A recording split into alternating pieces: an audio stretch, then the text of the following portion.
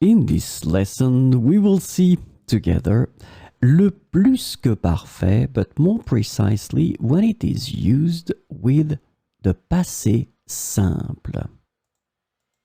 So the plus que parfait can be used to express the anteriority of a past fact, but obviously it must be done in relation to another fact in the past. So it will be used with the passé simple to express what happened before. Just to make it clear, let's put the timeline like that.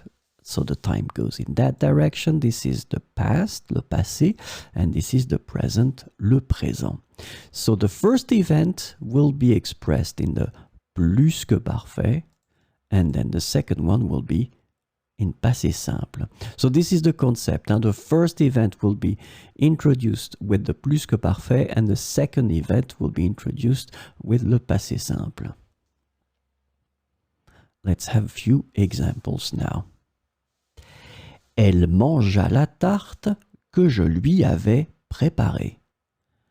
Elle mangea la tarte que je lui avais préparée. So now it is clear.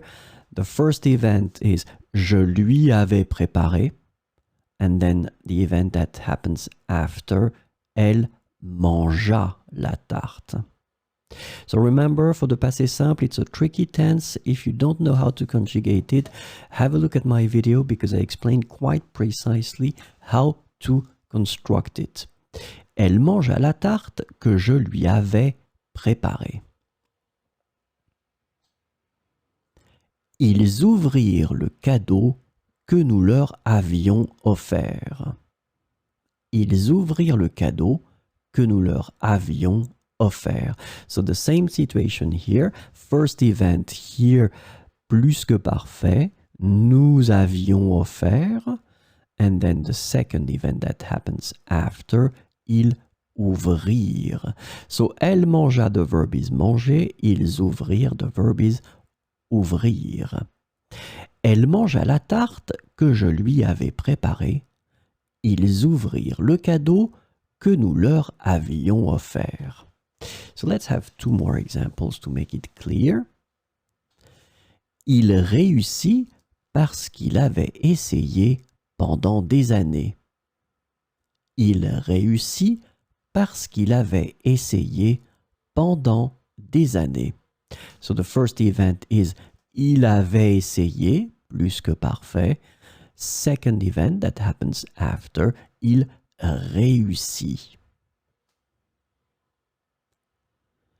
Elle ne voulut pas venir au rendez-vous que nous avions fixé. Elle ne voulut pas venir au rendez-vous que nous avions fixé. First event, nous avions fixé le rendez-vous. Second event, elle ne voulut pas venir. Il réussit parce qu'il avait essayé pendant des années. Elle ne voulut pas venir au rendez-vous que nous avions fixé. So remember that it will be possible to use le plus que parfait to express the anteriority of a past fact in relation to another fact in the past. So this other fact in the past will be in the passé simple. So plus que parfait can be used with passé simple.